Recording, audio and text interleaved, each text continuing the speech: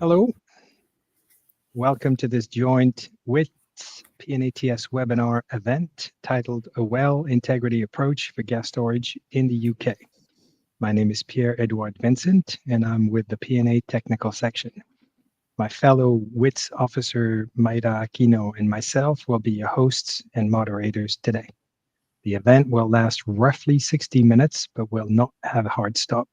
We encourage you to ask questions throughout, which we will use to fuel our discussion.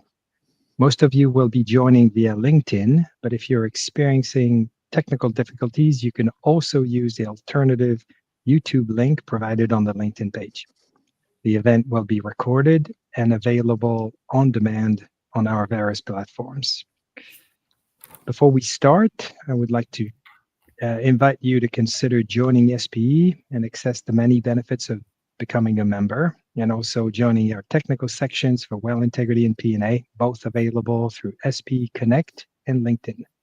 A few updates from us. Maida, you want to share a few words? Yes, thank you, Pierre.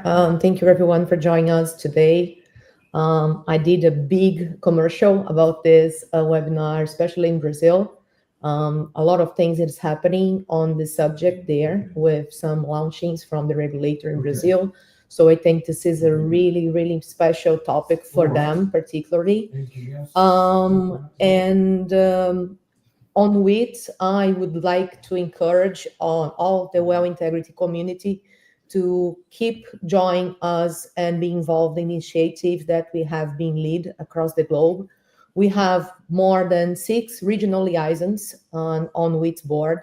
Every single one of them covers different regions across the globe. So you have Europe, you have Australia, Canada, me in Latin America. So I also will leave in here in the comments a link. So if you are in Latin America or has activities in that area and would like to join the initiatives on with us, so you just need to click on the button and do a subscription in our group.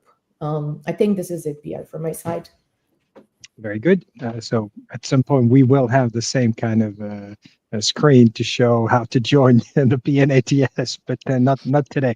So just a brief update from us, for me, the team at 25AWEL, the SP Europe Well Integrity Workshop, is now busy preparing the event, and it'll happen in Amsterdam in Q4 of this year, and we want to make it a bigger event, more exhibitors, etc. So keep tuned for this. So it's now our pleasure to introduce our speakers for today. I'll do the introduction for Liam, and Maida, you'll do the introduction for Chris.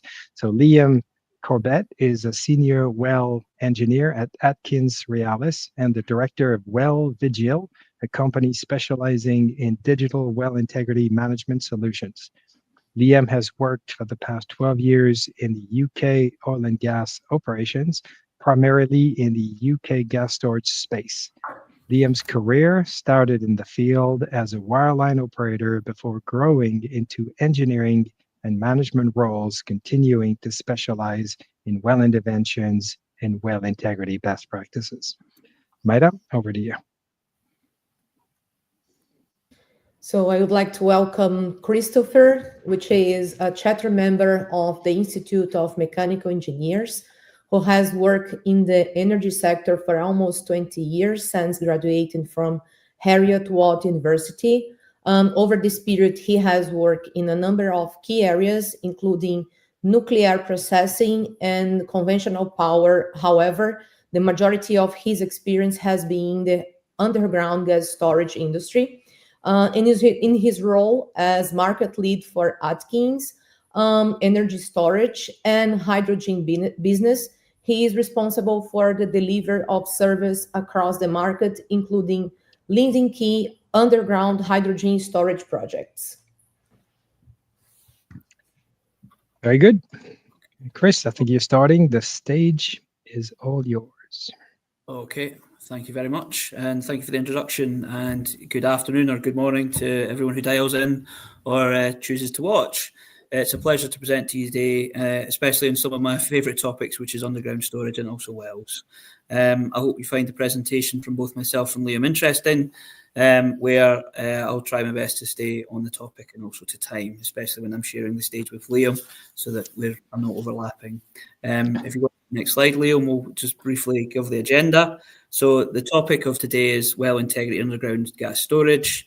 And from discussions with Liam, we've pulled together the following agenda, where I'll do my best to introduce the topic of gas storage in the UK.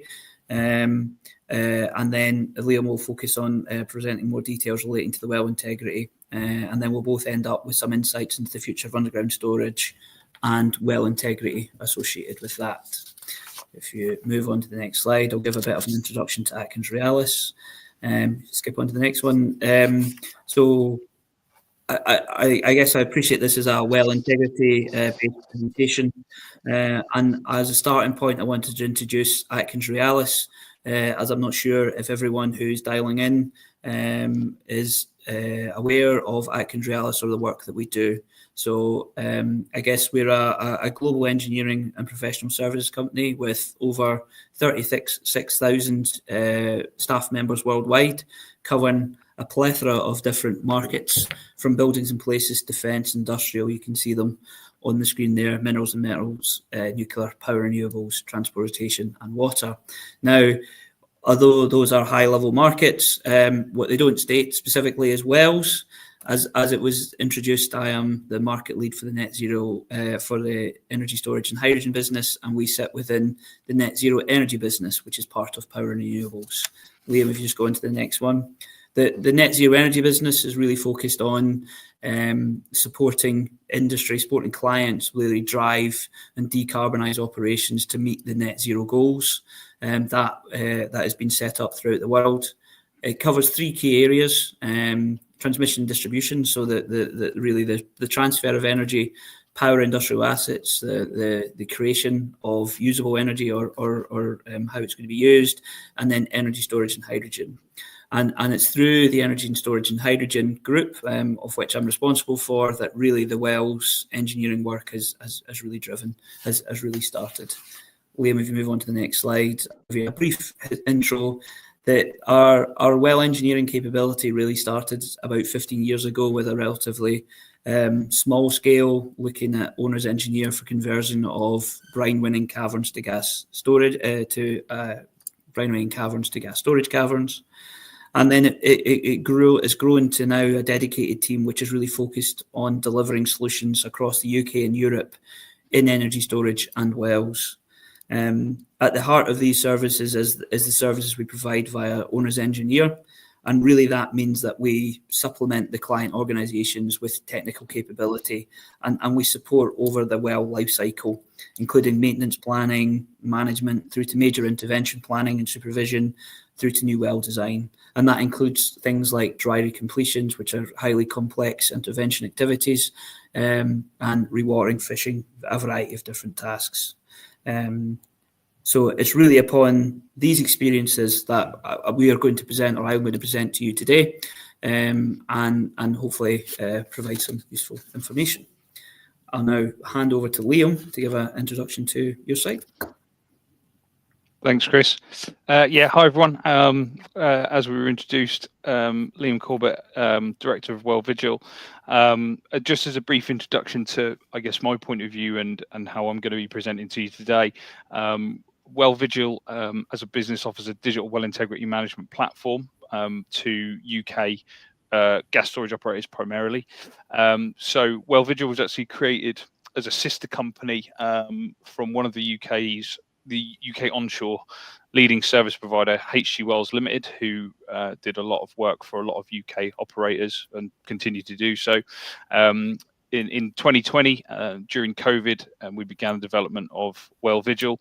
The real driver for that was seeing the way in which we had several failed efforts in integrating our services and our delivery and our reporting, etc., with some of the existing client well integrity management systems, and really tried to develop and build something that was not only cost effective but was accessible, easy to use, simple to understand, that yielded the results that we believed at the time that gas storage operators were looking for.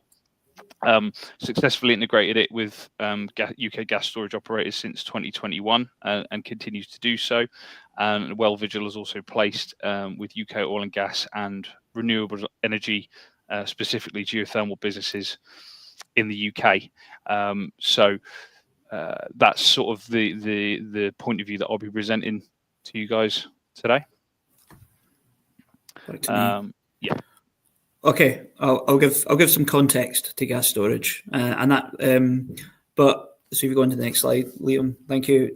Some context to natural gas storage, which is really I've used the UK and Europe as an example, specifically the UK, as that's predominantly where my historical works has been, although at Europe as well. And before we can really talk about gas storage, I think it's first important to understand the wider context of the system in which the storage sits. And the graphic on the screen, you can see a complex system which represents the natural gas system in really UK, Europe. It consists of a significant pipe network which spans the length of our country and interconnected across Europe. It has gas production from the North Sea, which then connects into onshore hubs. And then we've also got LNG terminals, which allows offshore produced gas to be delivered, well, offshore as in not within UK produced gas, to be delivered to our shores as required. And then there's also the storage that we're going to be focusing on today. I'm not sure if you can actually see it on the slide. The graphic might not be so big, but you can see triangles and some shapes there really representing salt cavern storage sites, aquifer sites, and depleted reservoir sites. And it's really those sites, or well, specifically from my perspective, the cavern storage, but equally the other sites from underground storage that this relates to. Salt caverns are really my interest, and I will talk most about salt caverns today, because there's some interesting nuances between that and more of the depleted reservoir sites, which are probably more akin to the traditional oil and gas fields, although there are similarities. I think the other part of the context is to understand how storage is actually adopted and used, and it's natural gas storage is not there as a means of creating a store for security in the UK. It is stored as a traded commodity. Effectively, the gas is bought when the price is relatively low, and then it is sold when the price is relatively high. And I've got another slide which talks about that later on. But that's acting as part of a much larger system, as I've already said, with the pipework network. And the pipe network is significant in the UK and Europe, where it operates on the basis of a higher and a high and low pressure as well. And you operate the pressure in the line between a maximum and minimum pressure. And that's called line pack. And that storage in itself. So the store and the underground stores really augment the store in the line pack, and it's really the pressure. If the pressure in the line pack decreases, that means that there is an increase in demand and a shortfall in injection into the pipe, and then vice versa. If the line pressure increases, that means that there's an excess of injection versus demand, and it's really balancing that supply and demand where storage fits. It's slightly different to traditional oil and gas, where not only is there the capex and opex to build the facilities that you need to operate the facility, but you also have the cost of buying the gas as well.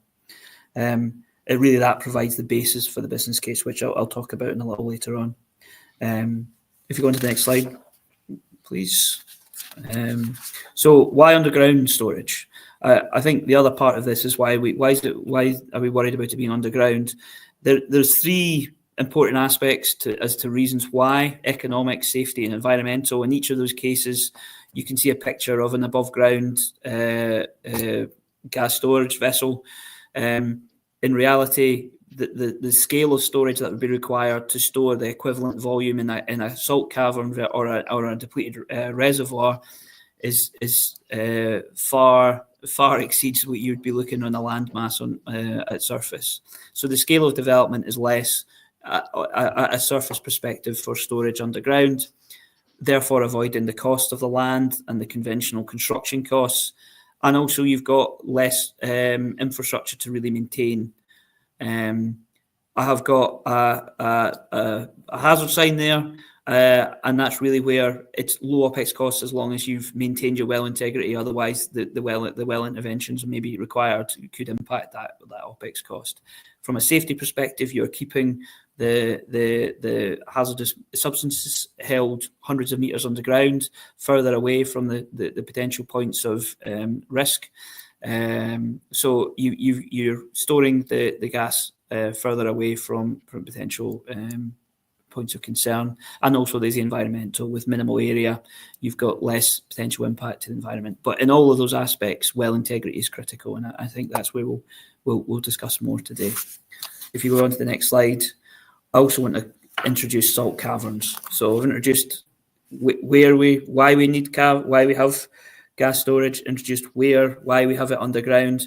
Salt caverns are the topic of conversation for me today, and really to introduce what the topic is, you first need to understand the sort of 5 key areas, which is geology. So first of all, we need a salt bed or a salt dome in which to build your salt caverns.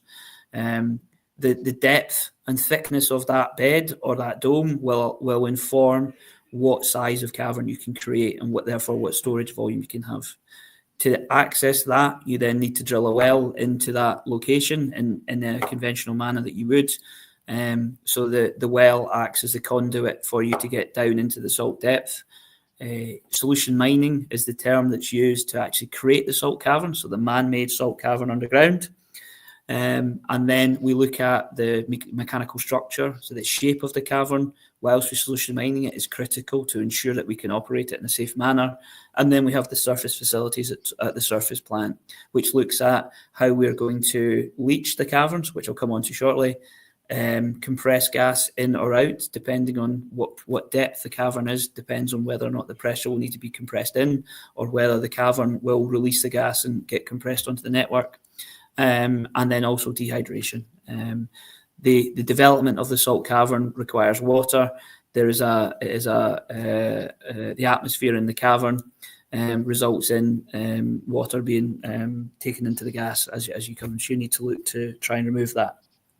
So that's the typical considerations of when we're developing salt caverns.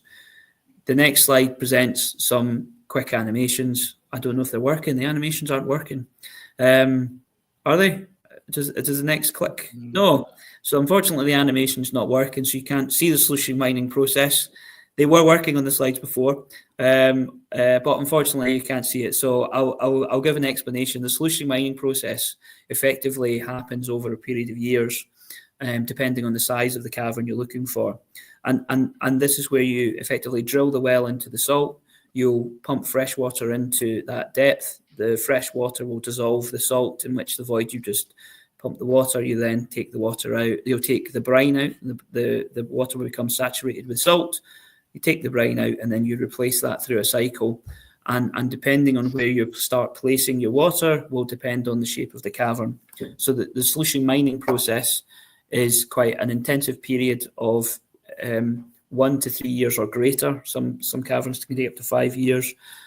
And is focused on really making sure that the development of the cavern is creating the shape as planned. There will be a number of different moves of well strings as you're doing that. We then have gas first fill. So when you've got a cavern created and the shape is correct, the gas first fill is where you will then try and remove the brine. You remove the brine by injecting injecting gas or a gas into the top of the cavern, and you push the brine out of the tubular that comes out, and then you remove the tubes, and you'll be left with the completion and a cavern that you can then operate. And unlike sort of reservoirs, which I know Liam will come on to, the cavern will then be cycled. And in this case, simplistically looking at a dry storage cavern, they will be cycled between a maximum and minimum pressure for the rest of its life. And how frequently those cycles will be derived on the use case for the gas. So the wells, this slide I was trying to present was the well life cycle is different to traditional oil and gas. So it's not a case of drilling a well and done. You are creating a man-made object underground, And as a result, it's a period of time to construct through solution mining and then operate as you would do a vessel. So if you move on to the next slide, with some understanding of what salt caverns look like, I'll just go into one of the key parts to this, which is geology. And gas storage, from my perspective, if I'm looking at the UK specifically in this case, the salt caverns have existed for centuries. And really their suitability to store gases was really around the 1960s. It started to be used for this. And within the UK, the natural gas storage is really through depleted reservoirs or salt caverns. And then the next slide really presents some information on the scale of those types of storage. It does depend on salt and the location of the salt. And within the UK, unfortunately, unlike Europe, we are less blessed with accessible salt formations. So in the UK, the location of salt caverns is really at Teesside, Yorkshire, Cheshire, and down south near the Wessex area. There is also depleted reservoirs at Rough, which is offshore in the North Sea, and then Humbly Grove and Hatfield, which are two more local onshore. But these facilities really were developed in the 80s up to 2010. Liam, if you move on to the next slide, it will give an indication of the type of the scale of the storage. And the most obvious thing you can see there is the blue, which is the depleted reservoir storage at Rough. And you can see actually that up until 2010, there was a growth really of storage, but after 2010, really the underground storage developments in the UK sort of stopped. The next slide will explain why, and that sort of ties into the business case. At that point, later in the year, in between 2010 and 2020, some of the storage, specifically Rough, was stopped being used, resulted in a significant decrease in the amount of storage across the UK. And that maintained that way until there was a change in the marketplace, specifically where there was a gas crisis. And at that point, gas storage, Rough, started opening again. But you can see the rough scale of the storage within the UK market and the difference and the way the different locations contribute to that. So my next slide then just discuss why that's the case. Why was such a lull in development from 2010 going forward up until the gas crisis? And this really shows the gas price or the gas storage is really derived from being able to buy it, as I said earlier, buy gas when it's cheap, store it, and then sell it when it's more expensive. So it's based on volatility of price. And from 2010 onwards, the volatility was a lot, was not significant, and really the drive, the business case, was prohibitive for developing more storage. Then in 2020, in the 2020s, we started certain things. So there was a bit of a dip because of COVID. And then there was the reduction in Russian gas. There was other things that play factors like the nuclear fleet, decreasing generation in France, and various other things, droughts in Europe with weak hydroelectric, all impacted the gas price. That resulted in a gas increase, and then you had more storage coming onto the system because the volatility in price was returned. So in the next slide, I'll try and sort of summarise the overall thought process there.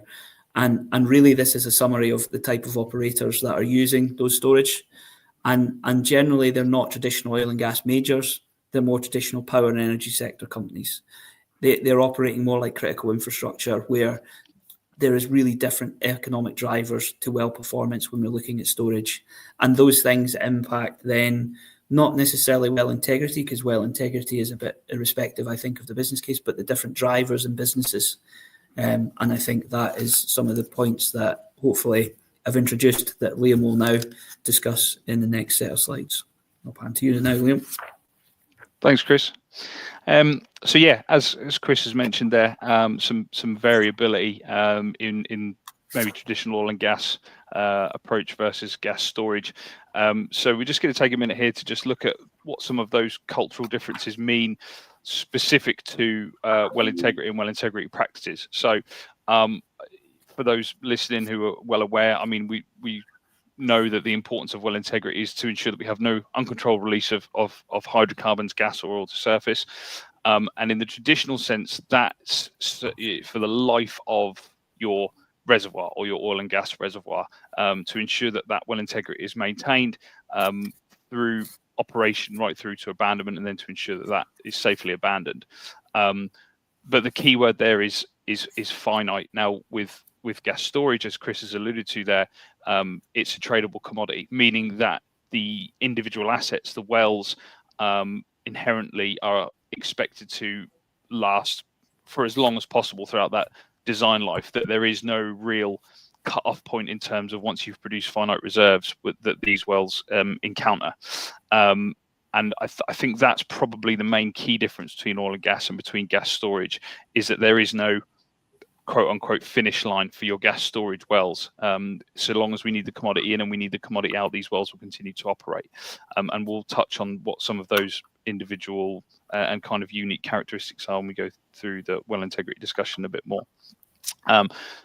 Because of that, we generally see and we generally encounter more stringencies in things like performance criteria and performance standards.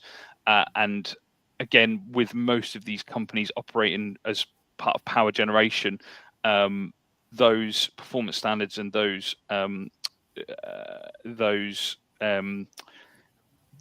the way that these components are expected to act and the results that you get from testing and inspecting them are often a lot more stringent and a lot scrutinized a lot more and are auditable in multiple layers. Again, another cultural difference there, where if we talk about oil and gas, there may be in-house technical expertise specific to oil and gas, drilling engineers, well engineers, etc., which will be but for gas storage, companies like Atkins-Realis, companies like Well Vigil have various relationships as engineers and owner engineers and contractors that take up that specialist knowledge and translate it into that market. So there is generally structurally a little bit of a cultural difference with that as well.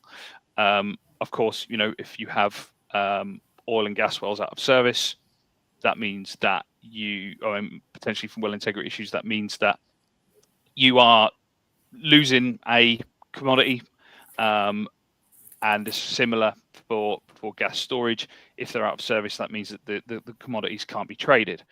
And as Chris showed in one of the first slides, the network of gas storage then, particularly in the UK, is affected.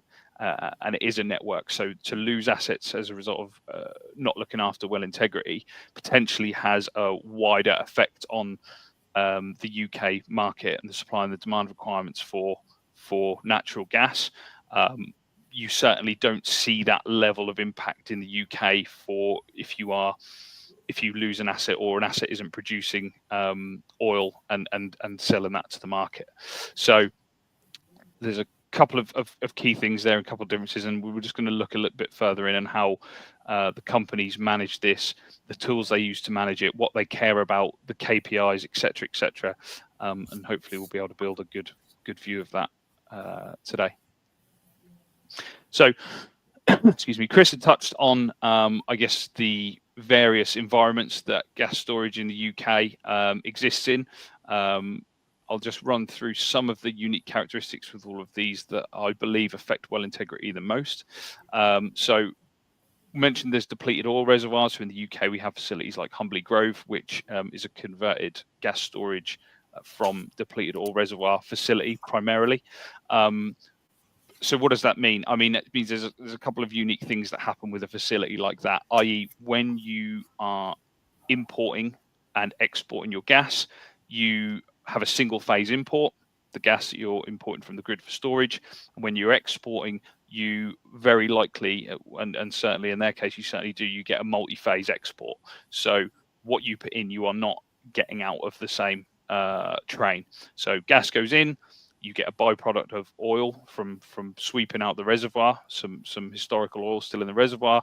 You also get water as well from active aquifers around reservoirs. So one of the big considerations that you have in terms of well integrity there is, okay, as I say, one goes in, but when it comes out, you have things to consider, like perhaps corrosion of tubing, because you've got variability in phases and various interfaces happening there. Those various mediums will demonstrate perhaps different flow patterns in your well. So if you have gas flowing through liquid, like oil and gas, you've got various flow profiles, may create some turbulence, may create extra corrosion, extra resistance, weak points in the tubing, weak points at the well entry points, such as your perforations.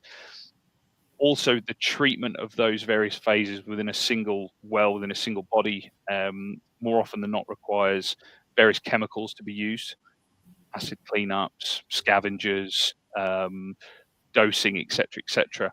And of course, those chemicals can interact with your well, with the metals, with the sealing facilities in there. So all of these things can contribute and build a picture of where you might have certain issues of well integrity in your oil reservoirs in gas storage. Similarly with depleted gas reservoirs, so Hatfield Moors is an example of a gas storage facility like this. So again, yes, it's gas in, gas out, but it's not necessarily the same makeup of gas that goes in and the same makeup of gas you get out. You will more often than get a slightly different composition of grid gas that comes out, again from effects of sweeping out some of the natural gas in that depleted reservoir. That means that you can get effects, particularly again on tubulars and metals, where you might have some H2S production or CO2 production.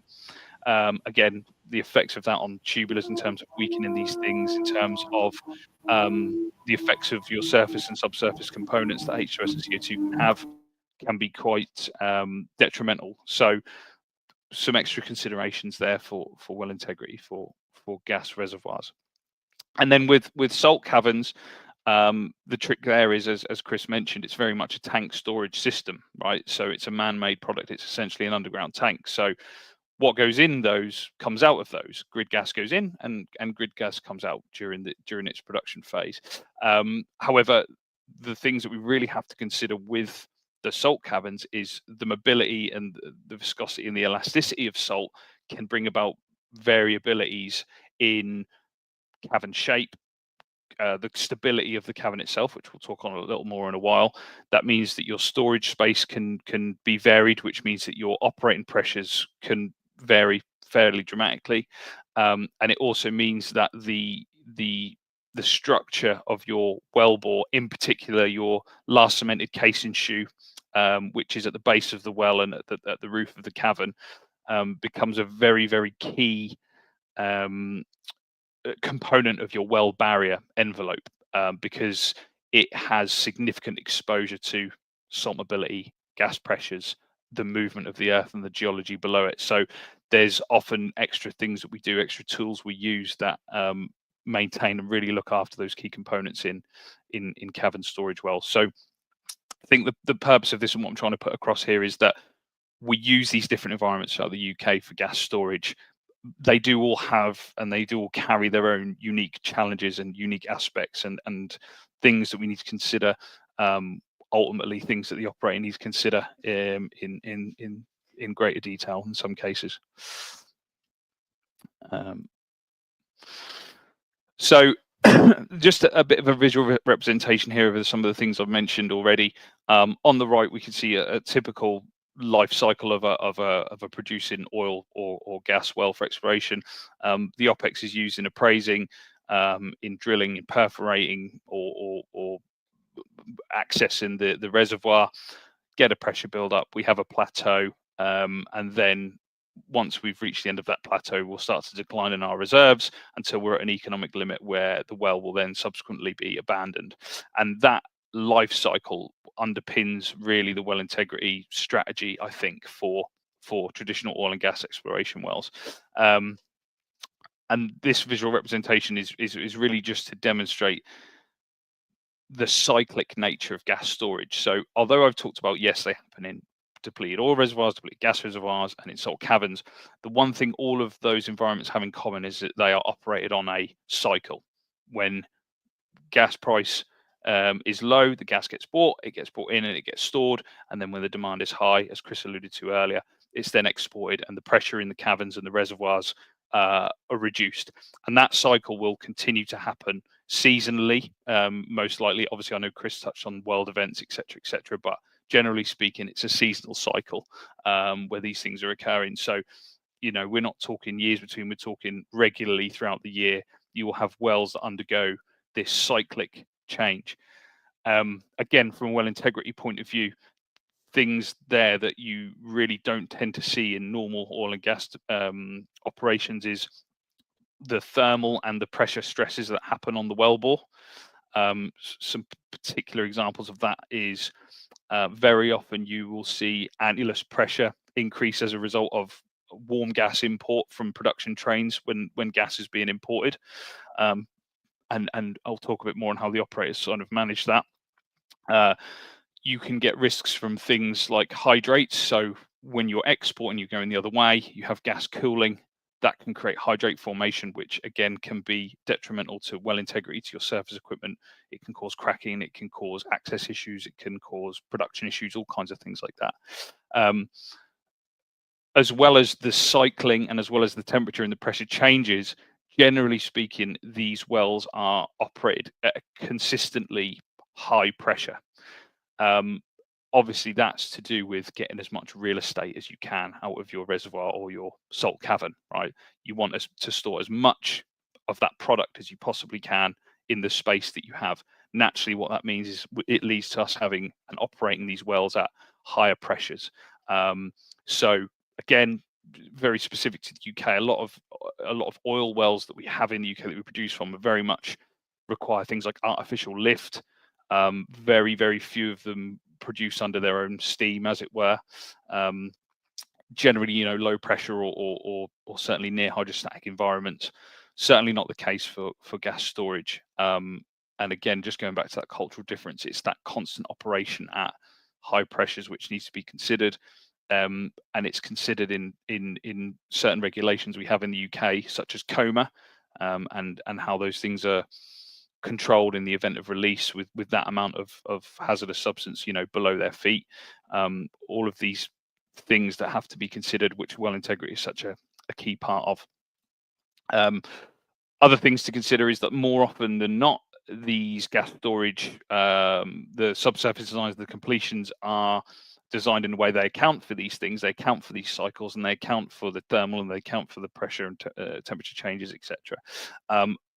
But the components used to take those things up then become a potential exposure for leak paths.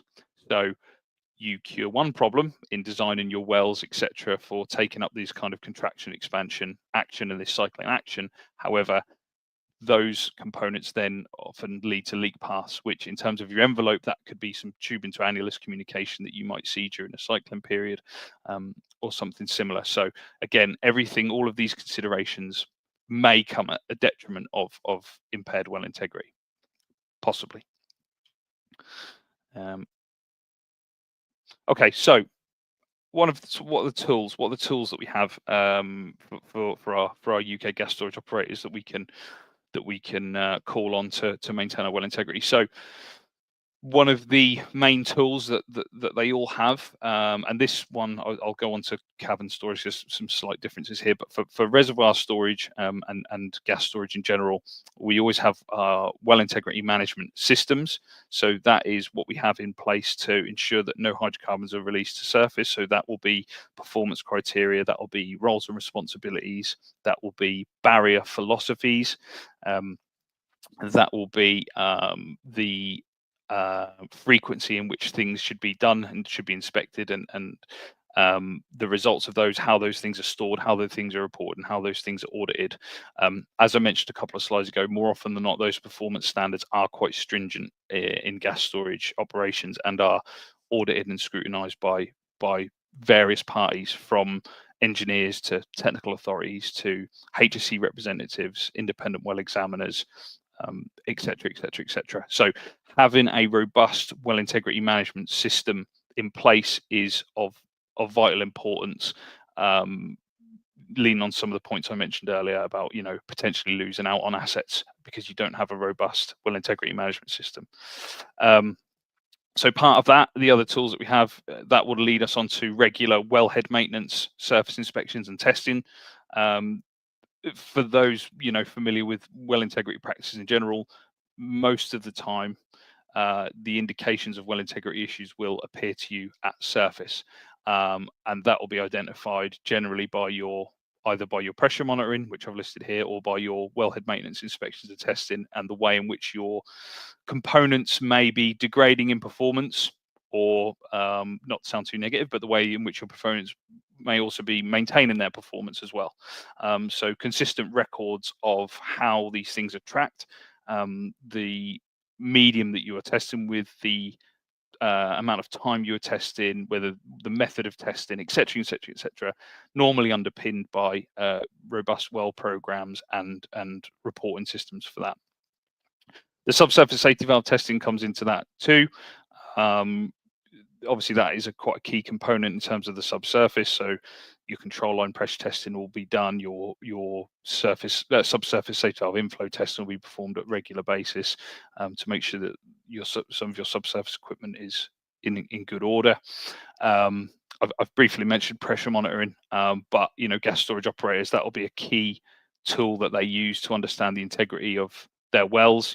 Again, are you seeing the pressure cycling that you expect in terms of increase and decrease in your tubing head pressures, or are you seeing some anomalies where you have maybe increase in annulus pressures where you didn't have before? So the pressure monitoring is a key tool in really understanding those things. And then more into the subsurface, you've got logging tools, you've got calipers for your tubing thickness, CBL for your cement. More recently, you've got things like ultrasonics and MTTs, which do sort of inner and outer thickness for tubing, which is becoming quite interesting in what operators are being able to identify in terms of tubing wall thickness, and also leak logs. And so if you are identifying a problem, you can actually pinpoint and see where these things are coming from.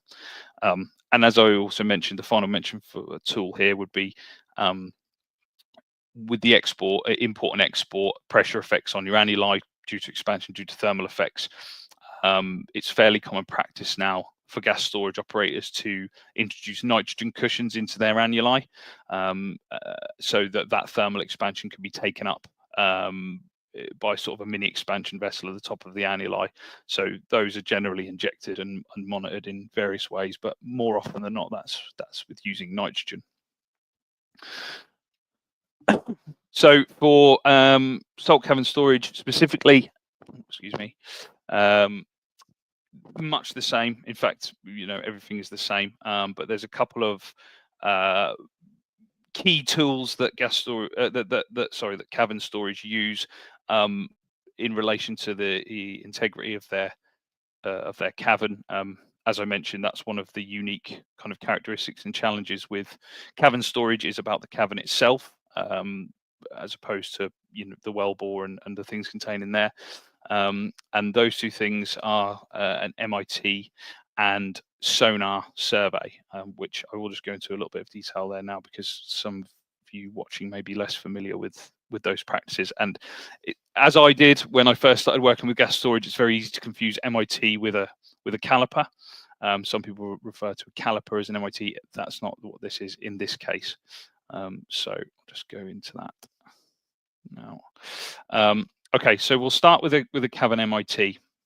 Hopefully what people are seeing on the screen is a relatively familiar picture where we have tubing, we have casing, a cemented casing, we've got fluid level, and we've got a brine string in the well. So the purpose of an MIT for caverns is to ensure that we have safety and operational efficiency of the storage well, and to detect and quantify any leaks in the casing, tubing, packer, or in the cavern itself. As I mentioned earlier, there is a lot of, I guess, importance put on the last cemented casing shoe of the cavern. That's kind of your last point of wellbore before the well ends and the cavern starts. So the integrity of that is pretty key. So the way in which these is carried out is you've kind of got two different methods. So you'll have your pressure recorders on both your annulus and your tubing. And for a nitrogen to brine interface test, which is what's demonstrated on the right-hand side of the image there, you will inject the nitrogen gas into a brine-filled cavern. and then you'll use a wireline log to monitor that interface where the N2 monitors with the brine. And then you will compare the nitrogen amounts, i.e. what's been pumped versus where the interface level is within the well, to help you understand whether there is a leak path. So it's a volumetric pressure test, essentially, that is monitored with an interface using a wireline log. That test can also be done not with other mediums. So you may do it interface in various ways, but generally the principle is the same. You inject a medium, monitor for the interface, look at the volumetric injection versus where the interface level is, and understand where those levels are and whether you potentially have a leak. Obviously, you might have indications in your annulus, which is why I say you monitor annulus pressures. You might have indications elsewhere in the well, but it's a pretty key practice in understanding the well integrity of your wellbore with your cavern.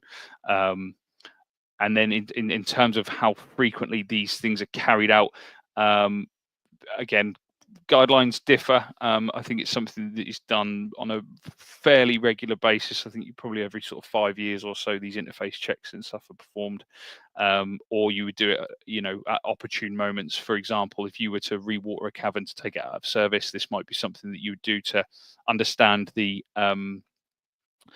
effectiveness of that rewatering.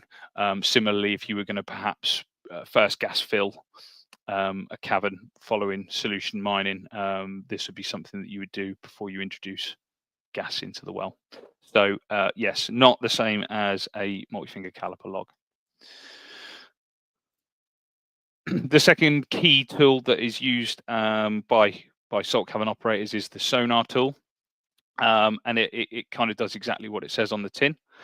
So the tool is conveyed on wireline into the wellbore. The last cemented casing shoe is identified by a casing collar locator, CCL log, and then acoustic sonar signals are sent and reflect back from the cavern. And then, like sonar in a submarine or something like that, that's exactly how it works. The reflections come back, and then that helps the operator to understand the structural integrity of their cavern, helps them to identify if they've had any potential roof falls, whether there's been any collapse, whether there's been any reduction in volumetric storage space, for example.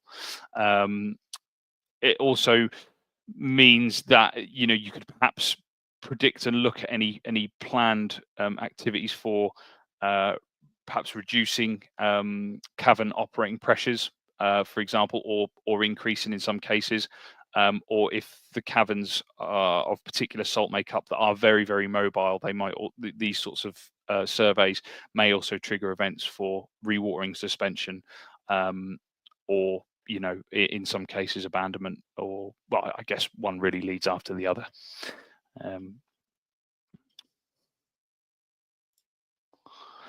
So I've mentioned a few of these already. So what are the real key performance indicators for gas storage operators? So as a reflection of some of the things I've mentioned, a good monitoring system for annulus pressure and well pressure and temperature bands. So they'll very commonly have alarms, low alarms for early indicators, high alarms for potential well integrity issues. In the case where you've introduced annular cushions to your well, you might have minimum, i.e. if you are gone below a minimum annulus pressure, you may be losing your N2 cushion for some reason. So the performance or the expected performance of your well pressure is obviously a key performance indicator of the well.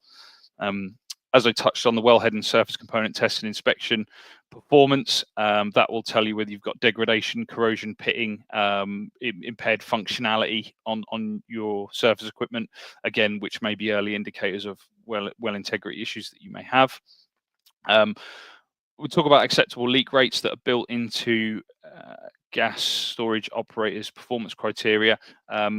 This is a bit of a rule of thumb. It doesn't stand true to all. Some are more stringent, but typically between 0 to 3% acceptable leak rates across your testing criteria when you're testing components.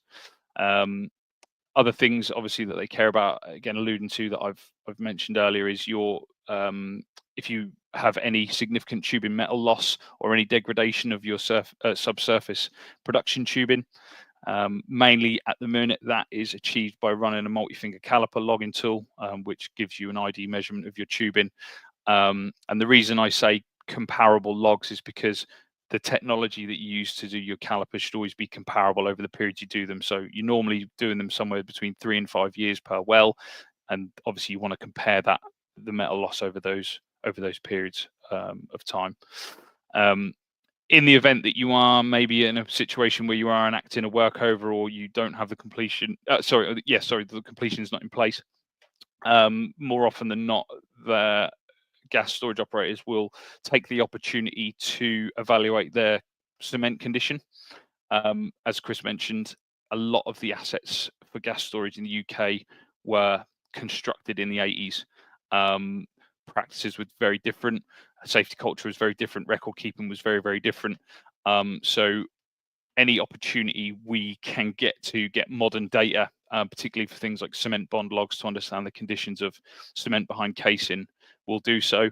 But as I say, with current cement bond log technology, and I'll talk a bit about how this is developing later, normally that's not a multi-string event. So you'll have to remove your completions and get that for now. But I'm aware that there's probably maybe some people watching that are aware that there's emerging technology in that field. So again, looking for microannuli, looking for any particular poor bonded cement. Again, those things may trigger remediation works if you are in a position where you are working over, or perhaps working on a suspended gas cavern, for example. Again, salt cavern, your KPI, what's your storage size? Is there any change to your cavern size? Do you have any change to tightness or integrity? Are you losing volumetric space? Are you having creep or any fall or anything that is impacting your well integrity? It's very important to remember. And when you're talking about reservoir storage, are you really, this is more from a production indicator, but what those guys care about really is when you're doing stuff in and out of your gas reservoir is, are you getting any ingress from perhaps an active aquifer nearby? Are you losing storage space to those things? What are the mediums that are coming out of the well? Is there any change with that? Might be additional sand production, for example, which can cause well integrity issues in terms of erosion and corrosion of your equipment if you're not set up to handle those things. The reservoirs certainly can change, and you can maybe sometimes get more than you bargain for: higher water cut, less gas yield, those sorts of things. And as I say, mediums have a key effect on what components you have in the well. And then just finally, I'll talk about the LCCS, which I've mentioned a couple of times for the salt cavern, how key the condition of that component is. So there's a lot of vital information that we get from all of those tools, from all of those environments. There's a lot. Now, in my experience, a lot, and if not all, of the well integrity information, data, monitoring, management, etc., is still handled in the UK by using very, very basic Microsoft Office systems, Word, Excel, and basic file sharing systems. Obviously, network sharing, etc., has come on leaps and bounds, particularly since COVID. But from my point of view, it appears that our industry, generally speaking, in terms of digitization and digital well integrity management, is behind the curve when we compare it to other engineering industries, for example. This is just an overview of the companies that are making significant waves. Sorry, just a question from Simon. Acronym LCCS is last cemented casing shoe, which is your last cemented casing shoe in a salt cavern before you enter the actual cavern itself. So the digitization well integrity is being undertaken by some key players: Peloton, WellVigil, Wood Group, who have IWIT, Well Barrier, Schlumberger, and Safe Wells by Expro. Some of the products that are out there in terms of the digitization of well integrity management. So why bother? Why bother doing digitization of well integrity management, particularly for gas storage operators? Well, as I say, it's not a finite resource. It could go on forever. That means people will come and go. That means that knowledge might get lost. It means records might get lost. So What these systems all allow you to do is have a source of truth, which is protected digitally with the protection and security technologies that we have nowadays. That's a key thing. They all provide clear and auditable ownership of well integrity management and well integrity strategies. They all provide and have the capacity to provide clear records of component performance history. They can provide early warnings, alarm systems, risk strategization matrices, define risk strategies, etc.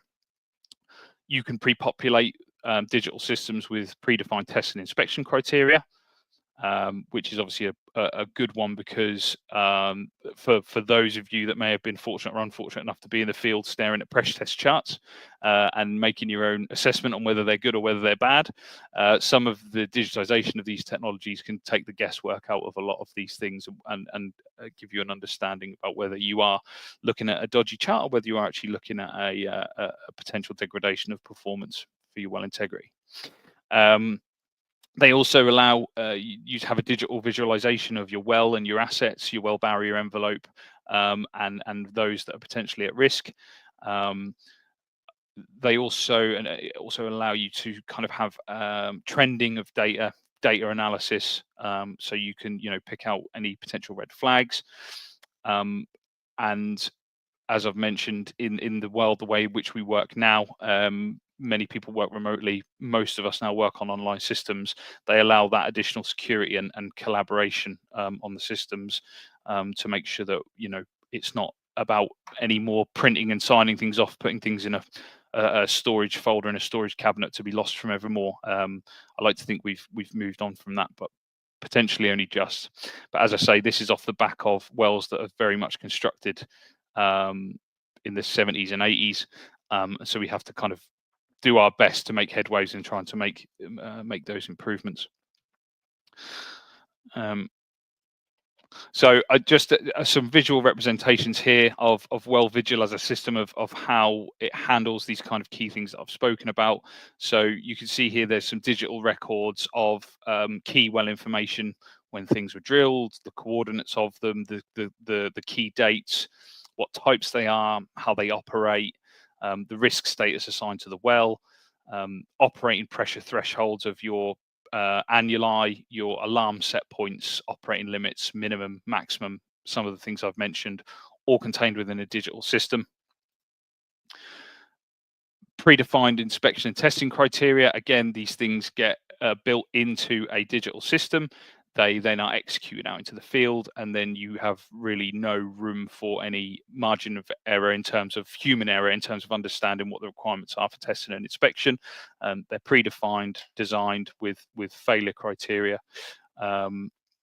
and those things are then put into the field and executed as by design, without any room for doubt in those things. Once you have the results, again, Well Vigil and many other systems will give you clear visual indicators of performance.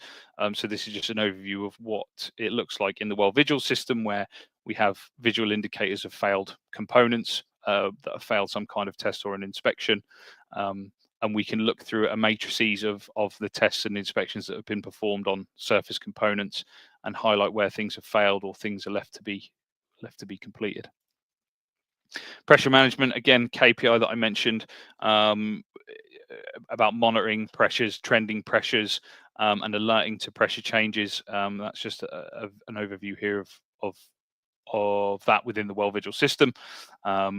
So we have alarms above mast, as an example here. We have trend lines that are generated from the system and email alerts that are sent out to the operator or the user when thresholds are reached or within a predefined limit. And then compliance, as I've said, auditability, collaboration, all of these things are key key kind of things that digital well integrity management bring to the table.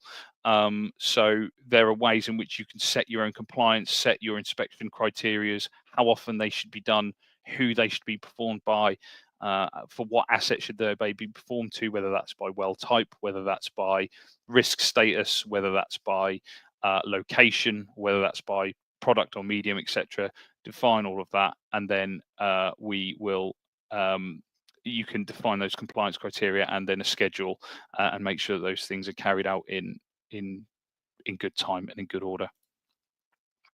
So that's an overview of well integrity management. I appreciate we're kind of getting on with time a bit, but I'll just invite Chris now back to discuss a little bit on where we see the future of storage, and then hopefully we can end on where I see some future looking at well integrity management.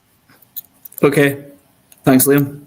I'll try and be quite quick. So I guess if you move on the slide, for me, if salt, well, I would go from salt caverns, but let's start with oil and gas. So most predictions would be looking at oil and natural gas being less demand for that over the forthcoming years. I think if anyone's going to meet net zero targets, that's really what's being driven.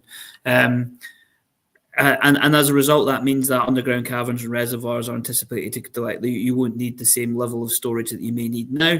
Granted, it's based on the intermittency and or volatility of prices. So actually, you could say there might be an increase as there is a decline and alternatives are used.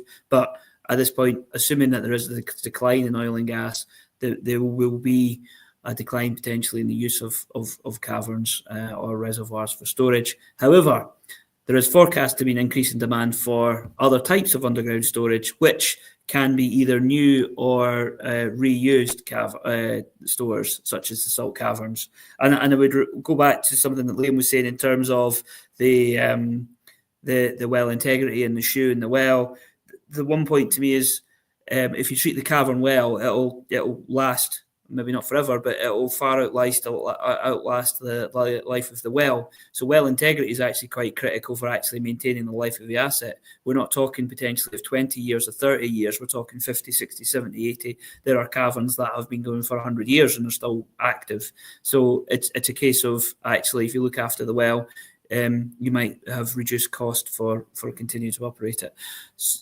And I guess on the slide, I've got a couple graphs. The first graph at the top shows you really where the price comparison is for some of these alternative storages, specifically hydrogen. Hydrogen has been banded for the last couple of years significantly as one of the key vectors for trying to decarbonise not only power, but the industrial sector and potentially heating.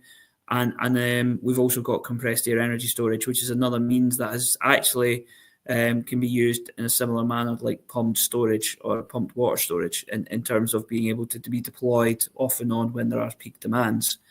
The graph below shows the scale of potential storage that may be required. This is a future energy scenario where there are 4 potential future scenarios.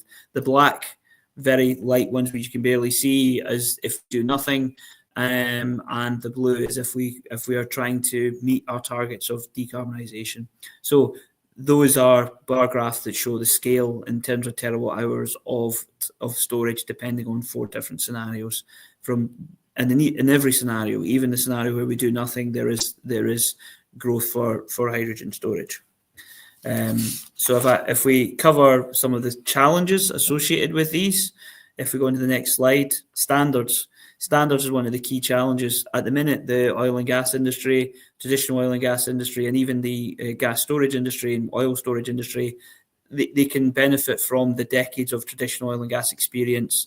The industry bodies like API and NORSOC that set best practice, the experience that has fed into that best practices, and the incidents and issues that have really driven the cultural changes and aspects around where well integrity is derived from. Those standards and guidance, although applicable, are not readily available for alternative storage. You don't have a hydrogen standard for certain aspects at this point. They are being developed, but at the minute, the guidance that's available doesn't necessarily cover hydrogen. It is an industry that's really in its infancy, although I will go on to explain why it's not necessarily that, but in terms of how we're potentially going to use it, it is. And there's really limited lessons learned to be taken from that at this point. So it's quite based on theory and theoretical standards. That's not to say like standards such as 16530 and the WIM standards aren't still critical to ensuring that the right processes are followed. As I put there, the questions are the same. The answers might be slightly different, but the questions around what well integrity management system is required for if I'm storing hydrogen or compressed air, it's the same questions. It just might mean that things like, what's the test methodology I'm going to use? Are the leak rates? How am I going to derive my leak rates, and what monitoring frequencies am I going to use? Those sort of things may be different and may not be standardized at this point. And really, they will become more standardized as the industry becomes more prevalent. But at this point, it's just waiting to it's trying to identify that, and that stems from things like the mechanical integrity test. At the minute, nitrogen is used for mechanical integrity tests in salt caverns. Nitrogen versus hydrogen, smaller molecule. Is it acceptable to continue to use nitrogen when we're potentially putting hydrogen into those caverns? And there's industry discussions and investigations going on as to whether that's acceptable or not. So standards is one of the challenges in terms of they need to be developed. If you move on to the next slide, we'll talk about technology readiness. Now, we've been looking at what the technology readiness, given some of our involvement in some of the hydrogen projects that are being developed. And really, there's various funding mechanisms from the EU, from the UK, looking and defining what sort of technology readiness they expect future storage technologies to be at. From our analysis of what's out there, the sort of static equipment, the well completions or casing and tubulars and wellheads, production trees are all fairly well on in terms of the technology readiness. Not surprising, valves have been used in the hydrogen industry, not storage, but hydrogen in petrochem plants and facilities such as that really there is that underground, not the inherent knowledge of leak testing of hydrogen valves. Some of the other aspects are, however, less developed, and we would look at intervention equipment and the really use of rigs, temporary equipment that will go from one well to another well to another well and be reused. How can we prove the technology readiness of that for hydrogen if it's going natural gas well to hydrogen well? And those are some of the sort of challenges in the industry that's really looking at how we derive that and define that going forward.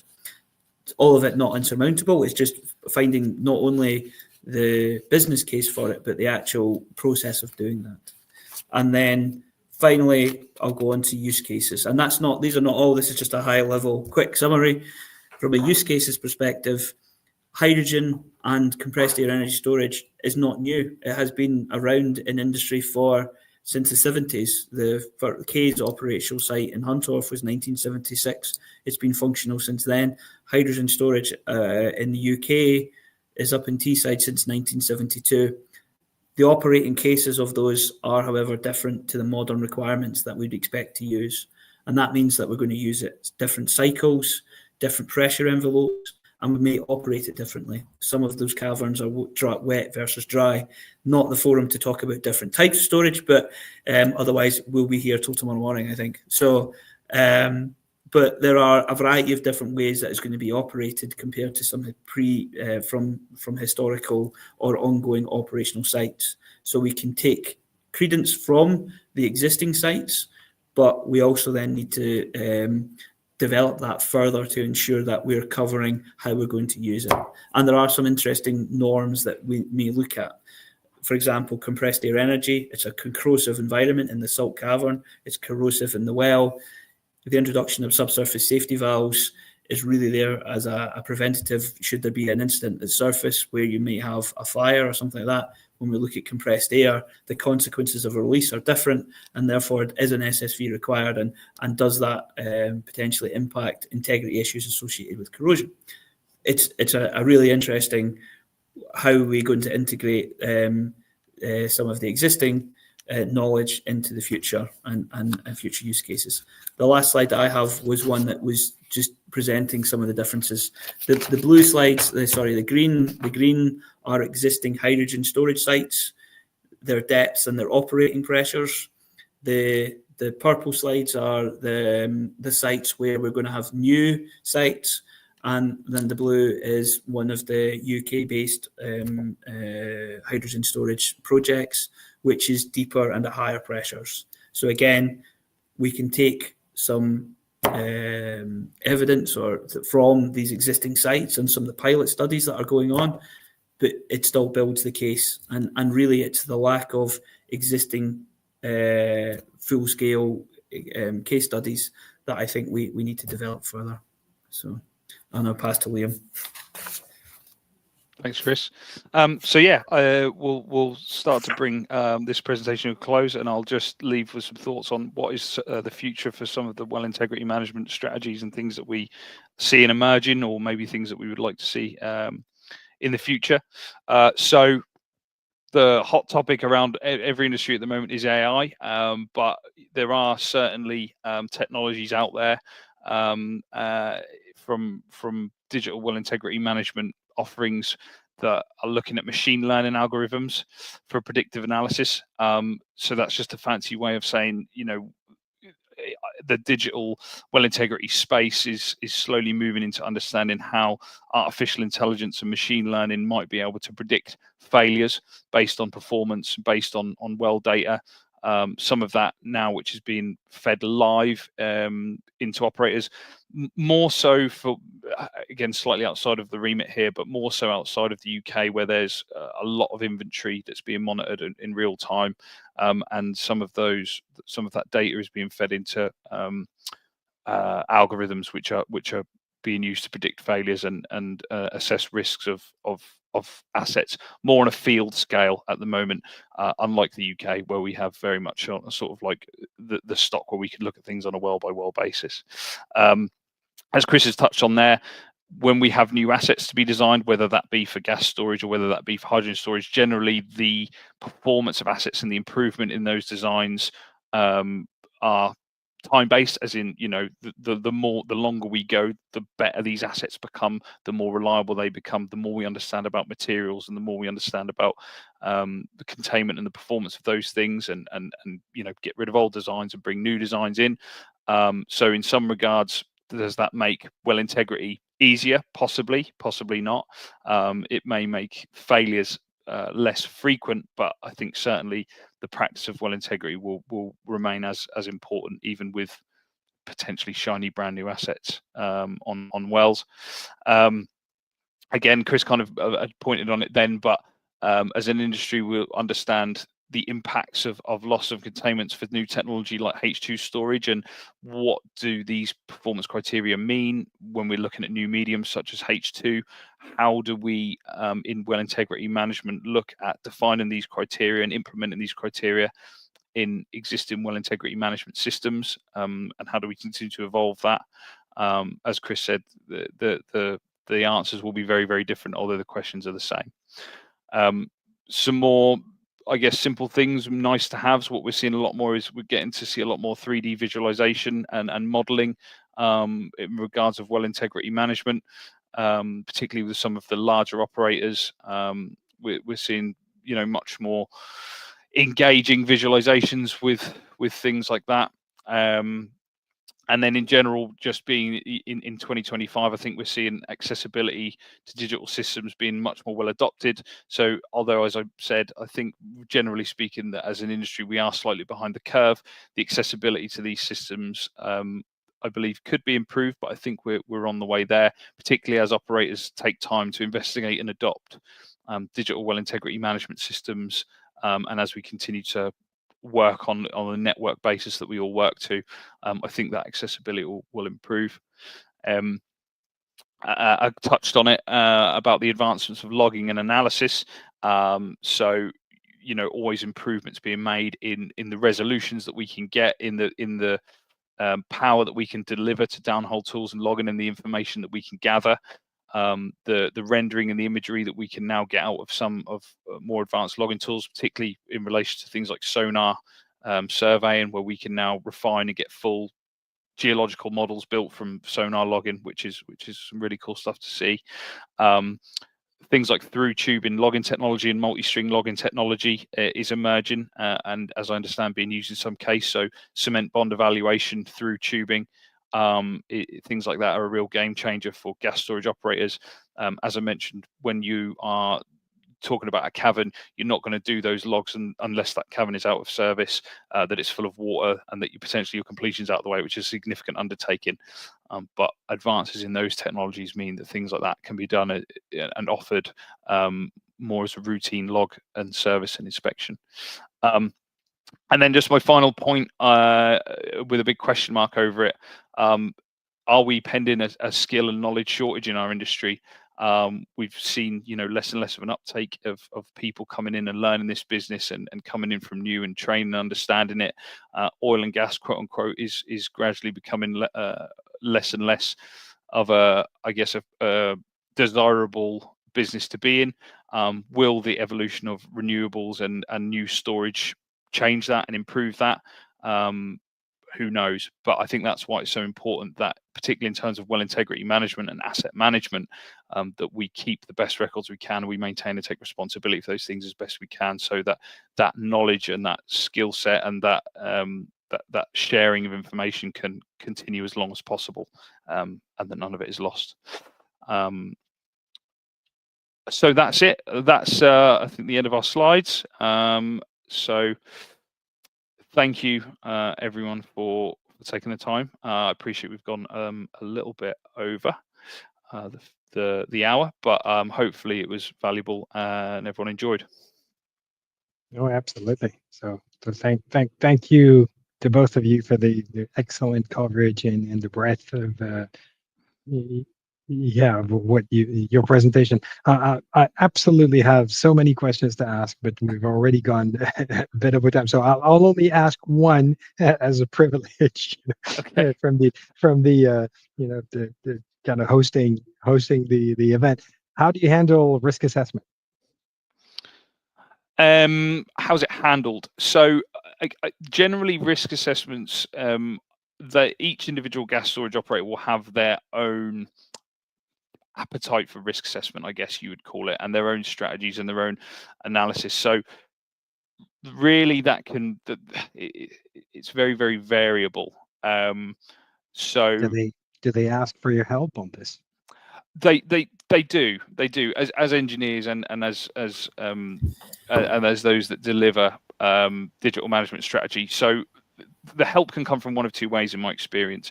Either they will require to integrate their own risk management strategy within, say, a digital well integrity management system or document-based well integrity management system, which is fine. In that case, you just see what's their criteria, what's their output, and translate that into that. The other side of the coin is helping operators to understand perhaps failure mechanisms of specific components, the potentials for failures of those components that they may not be aware of. I know that through WellVigil and through Atkins, we've looked at FMECA, failure mechanism designs for gas storage operators to help them understand what can go wrong and what to do when it does go wrong. And, looking at traffic light systems in terms of once you see degradation, or in terms of once you see failure, what are the actions and the output and that. So how these risk assessments appear is generally quite varied, operator to operator, I would say. But largely those are the things they try to capture: what can go wrong, and then what do you do when it does go wrong, or when you do have these indicators, how are they flagged, and what grade of risk are you assigning them any one time. But yeah, generally it's something akin to a traffic light system, I would say, where green's good to go, yellow something might indicate something's gone wrong, orange it has gone wrong but you've maybe still got some integrity left, and red, failure of a barrier, for example, cease operation of the asset, that kind of thing. The only bit I was going to add in there is I guess part of that is also the difference in requirements between, for the example, the HSE in the UK sort of put the onus on the operator to demonstrate why it's safe to operate. So you look at it and go, right, okay, you'll try and demonstrate the risk is as low as reasonably practicable, and things like the failure mode effects criticality analysis or QRAs are undertaken to really understand what the potential risk is to the operators or to people around the operating site. But you also have different regimes, because we know from working within Europe there are some more specific requirements where it's much more of the operator or the design of the site will require X, Y, and Z, and therefore you will demonstrate you've got X, Y, and Z, and you'll get checked to make sure those are things there. From an HSE perspective in the UK, it would be more if there was an incident, if something was to go wrong, it would be come back to say, well, you've demonstrated that there was no risk, something's gone wrong, and so there's different. I would say it slightly deviates depending on which country you're in as well. So I think. Sorry. Sorry, go ahead. Not to say the risk assessment process, I think remains the same in terms of for the well integrity side of things. You're still going through where are my failure modes, what could cause them, how am I going to mitigate or prevent them from happening, and if something does happen, how do I mitigate it? Sort of in a both-eye diagram. So. And then Aliso Canyon happens. But yes, that's a. Pierre touched exactly in the question that I was about to do it, because I work with quantitative risk assessment, with quantitative risk analysis, and my question for you guys would be exactly about this. How is your experience so far on the application on QRA in those projects? Because I saw a lot of different ways to treat risk, especially because I had worked most of my career in Brazil, and I even work in a gas storage project there. And mostly of the industry still goes for subjective risk assessments, which do not give you the best perspective on your risk. This green light semaphores, which is something that the industry broadly use, but we do know that you can have like in a green group, like wells with different risks. Same goes for the others. So I would like to hear from you guys your experience with QRA applied for those projects. So I think in terms or different tools. If Atkins Realis comes to serve that market with a deep knowledge of, say, safety in the nuclear industry, for instance, then it would be interesting to see if you use some of that to apply to gas storage. Yep. So I think the nuclear sector certainly has a sort of a very high level of risk-based analysis, which I think is there is different culture. It sort of comes back to the cultural element where I stemmed from a nuclear environment coming in. So from my perspective, I would look at the risk analysis and go, actually, the risk assessment process is probably still very similar in terms of where are the potential failure modes and where. But the one thing I would say is that actually when things become more the higher risk actions, where you know that this is a high risk activity, that's an increased focus. So certainly we've done things with a LARP demonstrations, which also is linked to almost cost benefit analysis, where you're looking to try and bring the risk down to the level where you would go, actually, we're now talking about hundreds of pounds to reduce the risk further, rather than if you spend £1 million, you can reduce the risk. Some of those things are still relevant. So I think we were looking, and that's been applied to barriers. So if you look at the degradation, how many barriers do we need for some of the key operations that we've looked at in the past? You'd actually go, well, you need a minimum of 2. But a minimum of 2, would that give you the confidence to stare down a well that's got potentially a volume of gas that could come back at you? And actually, we then go, right, okay, well, actually, let's start looking at common cause failure. Let's start putting numbers to it and going, actually, if this was almost like a fault tree where you would go, I need the likelihood of this to fail, this to fail, and this to fail. And we have done assessments like that on specific instances. I would say from a well integrity side of things, if you were starting from a well integrity management system side of things, you sort of put out the process of risk assessment first. I think we've done those on critical activities, I would say, where the risks are acknowledged to be higher. You've already gone through the risk process and gone, oh, this is a higher risk opportunity than normal. We need to demonstrate further how we're actually a LARP, or the risk is as LARP. Liam, I don't know if you can. Yeah, just to expand on that and really how that pertains back to the well integrity management system, again, culture and that thing about ownership is a lot of these the operators we work with, they won't have like a single viewpoint of, say, let's say use failures as an example. So more often than not, these systems will come alongside things like defects registers for equipment. So for example, if you say, oh, here's a well and it's yellow, actually they have infrastructure and they have systems and they have things in place that go, what does that actually mean as it is a yellow? Is it a yellow because it doesn't turn or it doesn't close? Is it a yellow because it has failed a pressure test? And as I say, one of the beauties of the UK gas storage is that we have actually limited number of individual assets. Like we talk about in the whole country, hundreds, not thousands, not tens of thousands, etc. So specific to the UK, it's actually very, very easy for us to drill in on these things and what they mean, and to give it that extra layer of scrutiny of risk. Not only that, and as my second point to this is, often as well, the risk assessments that are carried out to do with the wells are broken down into the impact of various aspects. So they'll be broken down into impact on personnel, impact on environment, impact on the asset itself, impact on the reputation of the company. And again, it's very, very granular, and it's not, I know I use the traffic light system as a bit of an overview, but it's about, okay, so if you have that, what does it actually mean? What is it actually affecting? What are the defects, and what's the real issue there? And that's why as I've said, that's why I'm so passionate about digital well integrity management in particular, because that traceability, that record is right there, and you can access it now easier than ever. You don't have to trawl through files to understand, somebody did a pressure test 3 years ago and it wasn't quite right, and what's happening. You build that picture almost immediately. So that all helps to build a solid risk assessment case.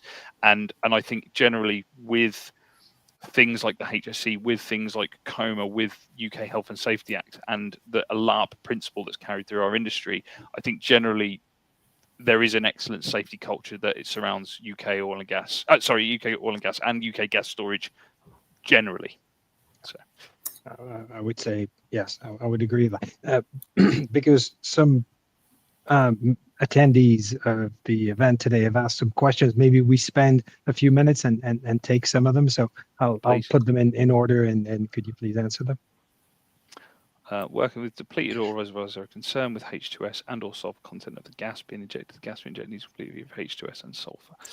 Yeah, it's a good point. And H2S generation, as I say, it can be an issue, but more so on the production. So when we talk about gas injection from the UK, this is generally coming from the grid network.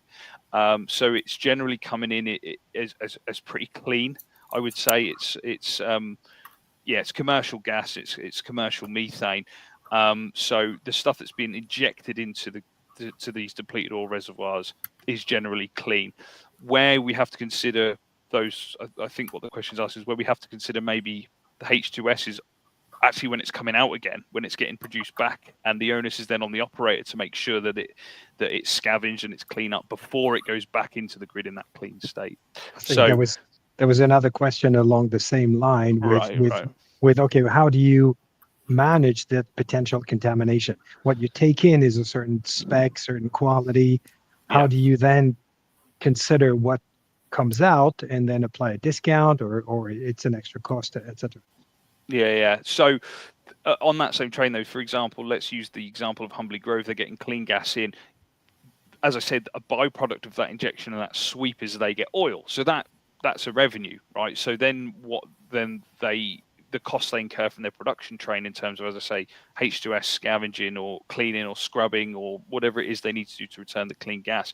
If there is any kind of tariff on that, actually there's an economic balance with the byproduct that they get, which is oil, as a bonus as well. So that's, as I say, that's less of a network issue, more of an individual operator and the way that they handle those things. So. The only thing I would say is the national grid. They have got a grid spec that must be met, and it's quality controlled. So it will be going through gas analyzers before it goes back onto the grid, because there'll be penalties. So and it'll go back through the processing plant if it's not meeting spec. It would go back through any scrubbers to try and get back into the spec. So which is additional cost. So they'd rather that wasn't the case. But yeah, yeah, exactly. Quick question again on the brine interface. Yeah, that's fine. So I think this is just a case of the terminology that I've presented. I appreciate. Yeah, there are slick line, possibly memory tools, etc., that you could run that on. I fully appreciate that's the case. Obviously, wireline, you have a benefit of live interface and surface readout capabilities that you have in identifying where the interface is, potentially less processing time, getting that data real time. in terms of what tooling that might look like, you know, it might be like a pulse neutron tool or an acoustic tool or something to gather those interfaces, and you're getting that real time with wireline, E-line. But if the question is why can't you run it on Slickline, I mean, I guess in some respects you could. I'm sure there are memory logging tools that you could use, but I don't see that it's a too much of a debate. You just get the real time with wireline, E-line. What type of casing do you use, coated or not? So, as I say, most of the wells that we talk about were constructed in the 80s and actually just use L80 L80 carbon steel completions. So, and it's very, very similar actually for some of the new completions that when you work over, they are very often just standard grade steel, or again, if H2S production is concerned, then they'll use H2S rated steel. But coated, not in my experience, but I might be wrong. But not that I'm aware I know of. sometimes during rewatering, maybe the tubing rewatering might be coated due to the effect of the water, but yeah, I think there's pros and cons as to why you would choose that, and I think that would come to the well design in terms of what the design parameters you're trying to achieve, and whether you're normally, if you're injecting water into an existing cavern, it's as a means to either rewater or to debrine or something along those lines. So I think it would depend on what the value is, more than why you need it. It's not 100%. It would be lined or not lined, but I would think typically the spec that we've gone for is not lined. So. No. Very good. Maida, any final thoughts? No, I think I have one curiosity as well. I think I would like a general overview of you guys and your experience working these projects in here, especially with oil and gas depleted reservoirs. Which were the main big issues that you guys had work and deal with in terms of well integrity? Because as you say, this varies a lot. I had the opportunity to work in this project in Brazil, and was a mature field for depleted reservoir for oil and gas. And the well integrity issues, they are completely different. So I would like to hear your experience on this. What you guys had deal mostly in this part? So for depleted oil reservoirs specifically, that's your question? Yeah. So I was fortunate enough. I had quite a lot of experience to work with Humbly Grove as an operator who have that as a setup for that have a depleted oil reservoir and then use gas storage. So I think the first thing to understand about those wells is the key considerations for the well integrity came from the redesign of the wells, i.e. when they stopped being oil wells and when they started being gas production wells, right? So old completion was out, relevant completion tubing, size and condition material was selected and installed, et cetera, et cetera, et cetera. So new wellheads were installed, for example. So it was a mature asset, but the recompletion and the redesign to make it run meant that you kind of upgraded your asset in general, which was always a good thing. But where the key challenge really comes from in maintaining those new assets, as I say, is mainly about medium interface. It's mainly about, if you have flow and you have turbulence and you have gas and you have high pressure and you have those velocities going through your tubing, erosion and pitting and corrosion of the tubing was, I'm not going to say it was fairly common, but it was a big consideration. It was something that you noticed over the lifespan of these wells that triggered, things like workover events. Aside from the actual wells themselves, the gas production wells, what you're supported with is other types of well and well infrastructure, water injectors. Now, the water injectors in that system, they are a challenge because, as I say, gas comes in, water comes out, oil comes out. You need somewhere to put the water. So they were supported by a network of water injection wells.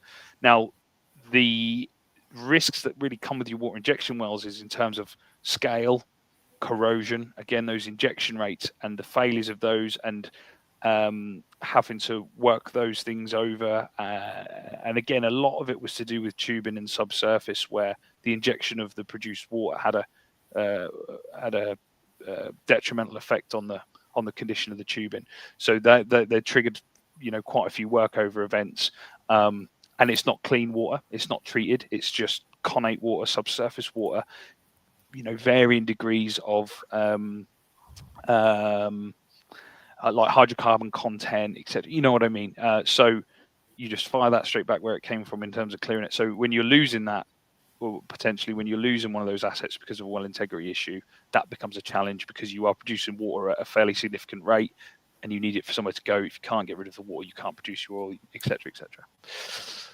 Would it be a shortcut, or would it be a fair evaluation to think that probably injection into depleted reservoirs is riskier, and then maybe not as, there are way many more parameters to consider and things that can go wrong compared to salt storage?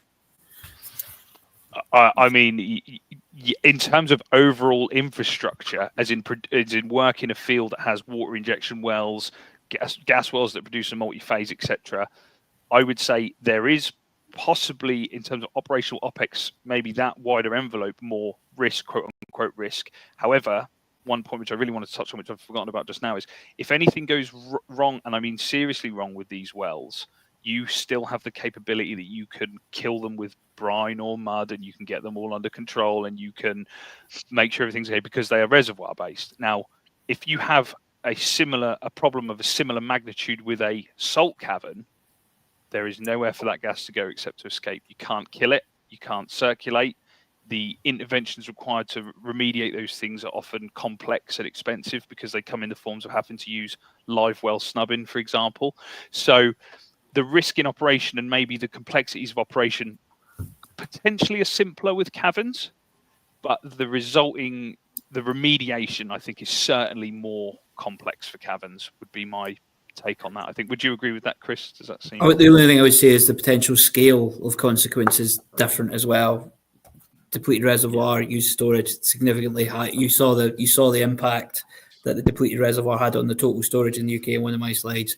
That the scale of storage is from one cavern versus it's a lot more limited. So you wouldn't get the sort of scenes from a cavern that you may have seen from the depleted reservoirs when it might be a day or two, but you're not looking at weeks. So yeah, the only thing to me, when just reflecting on some of the aspects as well, to me one of the interesting things is when you look at the nuclear industry and you look at risk assessments and things like that, the thing that is most interesting for me is from when you look at well integrity and you look at risk assessments is actually the interface with geology. And in the nuclear, in the built environment, you've got control over most things that you're doing. In the well industry, you are subject to what you're going into, and as much as you can do everything you can do to try and explore and understand what that is, there's still potential unknowns that you have to account for from a risk perspective. And I think that's the interesting stroke exciting part of it, sometimes frustrating. But I think the interface with the geology is what makes it a bit more of a challenge and interesting. Very good. All right, I think we're going to conclude today. And so I would like to thank you and the audience for joining this great webinar, what I thought was really a good one. Chris and Liam in particular, we hope to see you again at one of our next events. And we will now conclude this one with a short video from SPE. Thank you.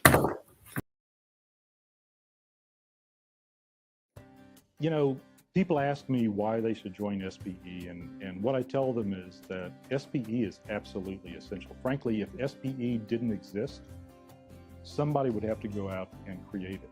When you graduate with a technical degree, a petroleum engineering degree or other engineering degree, you get a lot of really good knowledge that gets you started on your career, and you learn a lot on the job.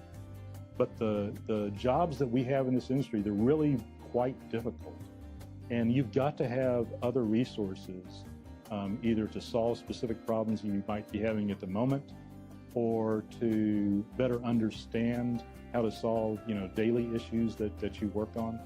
SPE provides opportunities to learn about new things that people are working on.